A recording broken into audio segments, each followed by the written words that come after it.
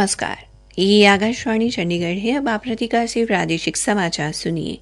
पहले इस बुलेटिन के मुख्य समाचार। राष्ट्रपति द्रौपदी मुर्मू ने कहा है कि सरकार ने कर राजस्व का महत्वपूर्ण भाग युवा शक्ति, नारी शक्ति, किसान और गरीब विकसित भारत के इन 4 स्तंभों को मजबूत बनाने पर लगाया है। केंद्र सरकार ने मोबाइल फोन के निर्माण में इस्तेमाल होने वाले कलपुर्जों पर आयात शुल्क में 5% की कटौती की। हरियाणा में विकसित भारत संकल्प यात्रा संपन्न हुई। यात्रा में 51 लाख से अधिक लोगों ने भागीदारी की और योजनाओं का लाभ लिया।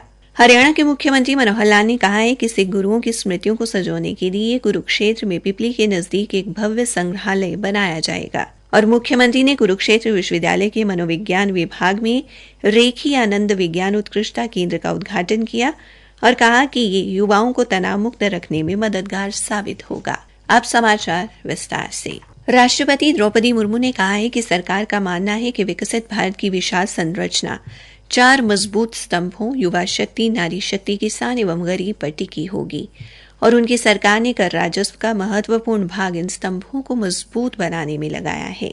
आज संसद में दोनों सदनों की संयुक्त बैठक को संबोधित करते हुए श्रीमती मुर्मू ने कहा कि भारत ने गत 10 वर्षों में राष्ट्रहित में अनेक ऐसे कार्य किए हैं जिनकी लोग दशकों से प्रतीक्षा कर रहे थे।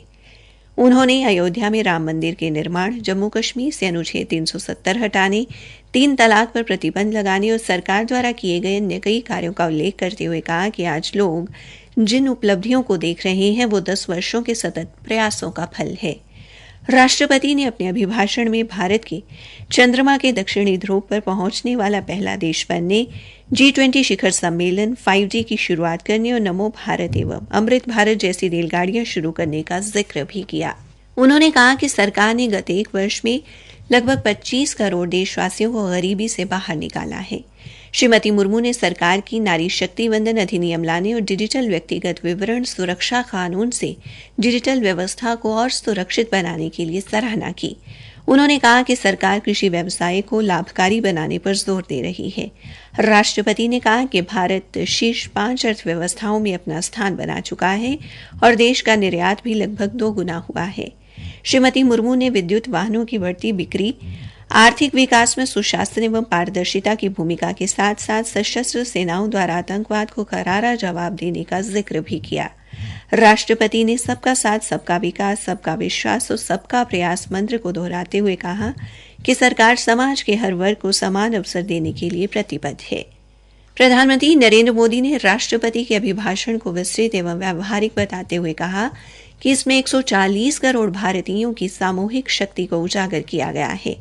एक सोशल मीडिया पोस्ट में प्रधानमंत्री ने कहा कि अभिभाषण में आने वाले वर्षों में भारत के विकसित राष्ट्र बनने की परिकल्पना भी परिलक्षित होती है। केंद्र सरकार ने मोबाइल फोन के निर्माण में इस्तेमाल होने वाले कुछ कलपुर्जों पर आयात शुल्क में 5% की कटौती की है।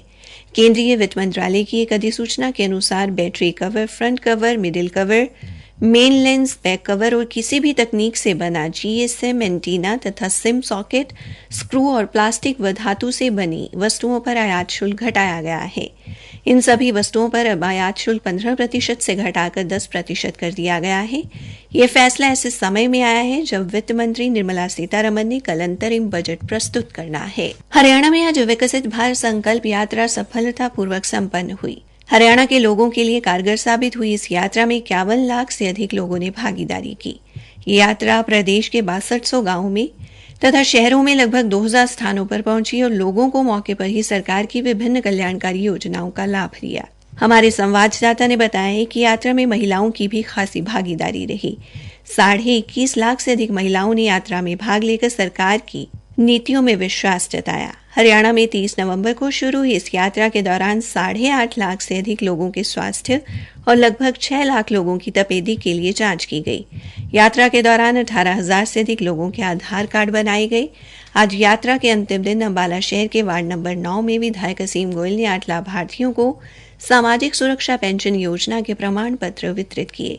वहीं पिंजौर खंड के लोहगढ़ गांव में 5 लोगों के आयुष्मान कार्ड बनाए गए और 5 लोगों को प्रधानमंत्री उज्ज्वला योजना का लाभ दिया गया।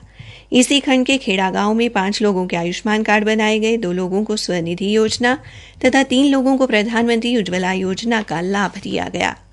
प्रादेशिक समाचार आकाशवाणी चंडीगढ़ से प्रसारित किए जा रहे हैं। बाकी समाचार इस अंतराल के बाद।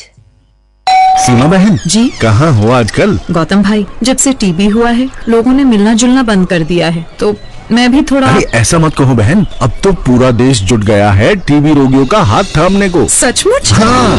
क्या आप जानते हैं प्रधानमंत्री टीबी मुक्त भारत अभियान के तहत कॉर्पोरेट्स, जनप्रतिनिधि, एनजीओ, अन्य लोग सभी टीबी रोगियों के लिए पोषण, जांच, इलाज और आजीविका संबंधी सहायता देने का वचन दे रहे हैं। निक्षय मित्र बन टीबी मरीजों की सहायता करें। आज ही 1800-11-6666 पर कॉल करें। टीबी हारेगा देश जीतेगा। राष्ट्रीय स्वास्थ्य मिशन, स्वास्थ्य विभाग हरियाणा द्वारा जनहित में जारी। हरियाणा के मुख्यमंत्री मनोहर लाल ने कहा है कि कुरुक्षेत्र जिले में पिपली के नजदीक सिख गुरुओं की स्मृतियों एवं परंपराओं को संजोने के लिए एक भव्य संग्रहालय बनाया जाएगा।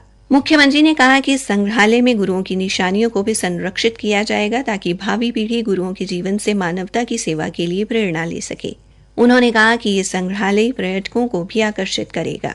मुख्यमंत्री आज कुरुक्षेत्र विश्वविद्यालय में हरियाणा के सिखों की सेवा में खट्टर नामक पुस्तक का विमोचन करने के बाद संबोधित कर रहे थे। उन्होंने लेखक और प्रकाशक को पुस्तक का नाम बदलने की सलाह दी। मुख्यमंत्री ने कहा कि यमुनानगर जिले में बाबा बंदा सिंह बहादुर की राजधानी लोहगढ़ में भी एक भव्य स्मारक बनाया जाएगा और इसके लिए लोहगढ़ न्यास को 20 एकड़ जमीन दे दी गई है। यह पुस्तक अंग्रेजी, हिंदी और पंजाबी 3 भाषाओं में उपलब्ध है। हरियाणा के मुख्यमंत्री मनोहर लाल ने आज कुरुक्षेत्र विश्वविद्यालय के मनोविज्ञान विभाग में रेखी आनंद विज्ञान उत्कृष्टता केंद्र का उद्घाटन किया। इसे रेखी फाउंडेशन फॉर हैप्पीनेस के सहयोग से बनाया गया है। मुख्यमंत्री ने उद्घाटन अवसर पर कहा कि इस केंद्र के माध्यम से विद्यार्थियों को आनंद विज्ञान पढ़ाया जाएगा ताकि इस तकनीकी दौर में युवा तनाव मुक्त होकर प्रसन्न मन से सफलतापूर्वक अपना लक्ष्य हासिल करने के लिए काम कर सकें। कुरुक्षेत्र विश्वविद्यालय के कुलपति प्रोफेसर सोमनाथ सचदेवा ने यह केंद्र स्थापित करने में मुख्यमंत्री मनोहर लाल और कुलाधिपति बंडारू दत्तात्रेय के दृष्टिकोण के लिए उनका आभार जताया और कहा कि उनकी परिकल्पना के अनुरूप ही यह केंद्र स्थापित किया गया है। प्रोफेसर सोमनाथ ने कहा कि इस केंद्र में शिक्षकों, कर्मचारियों व विद्यार्थियों को मानसिक तनाव से बाहर निकलने, काम के दबाव को कम करने और विषम परिस्थितियों को प्रसन्नतापूर्वक सुलझाने के तौर तरीके सिखाए जाएंगे। हरियाणा के मुख्यमंत्री मनोहर लाल ने जींद जिले के सफीदो क्षेत्र में सड़कों के नवीनीकरण एवं चौड़ा किए जाने को मंजूरी दी है। इन पर 20 करोड़ 10 लाख रुपए की लागत आएगी। एक सरकारी प्रवक्ता ने बताया कि गांव को बाजार केंद्रों, तहसील मुख्यालयों, खंड विकास मुख्यालयों और रेलवे स्टेशनों से जोड़ने वाली इन सड़कों में गांव जामनी रिटोली से बनियाखेड़ा, भुसलाना से डिडवाड़ा, लुदाना से निजामपुर, रत्ताखेड़ा से सिंहपुरा, धारौली से गंगोली और खड़कड़ा से बहादुरपुर सड़क शामिल है। कैथल पुलिस ने 500 रुपए के 68 नकली नोट सहित एक व्यक्ति को डेरा सच्चा सौदा प्यौदा मार्ग के निकट से गिरफ्तार किया है। आरोपी की पहचान जींद जिले के गांव डडौली निवासी चांदी राम के तौर पर हुई है। हरियाणा के पंचकुला जिले की कुल 134 पंचायतों में से 25 ग्राम पंचायतें लगभग तपेदिक मुक्त हो गई हैं। इनमें तपेदिक रोगियों की संख्या या तो 0 है या 1 है और वो रोगी भी उपचाराधीन है। पंचकुला की उप सिविल सर्जन एवं तपेदिक मुक्त भारत अभियान की नोडल अधिकारी डॉक्टर मोनिका ने बताया कि कालका खंड की 5 और रायपुर रानी की 20 पंचायतों को तपेदिक मुक्त घोषित किया गया है। इन पंचायतों को 24 मार्च को विश्व तपेदिक दिवस पर सम्मानित किया जाएगा। उन्होंने बताया कि गत वर्ष के तपेदिक खात्मे के अंकों के मुताबिक पंचकुला जिला प्रदेश में द्वितीय स्थान पर है। अंत में मुख्य समाचार एक बार फिर। राष्ट्रपति द्रौपदी मुर्मू ने कहा कि सरकार ने कर राजस्व का महत्वपूर्ण भाग युवा शक्ति, नारी शक्ति, किसान और गरीब विकसित भारत के इन 4 स्तंभों को मजबूत बनाने पर लगाया है। केंद्र सरकार ने मोबाइल फोन के निर्माण में इस्तेमाल होने वाले कलपुर्जों पर आयात शुल्क में 5% की कटौती की। हरियाणा में विकसित भारत संकल्प यात्रा संपन्न हुई। यात्रा में 51 लाख से अधिक लोगों ने भागीदारी की। इसी के साथ ये समाचार बुलेटिन समाप्त हुआ।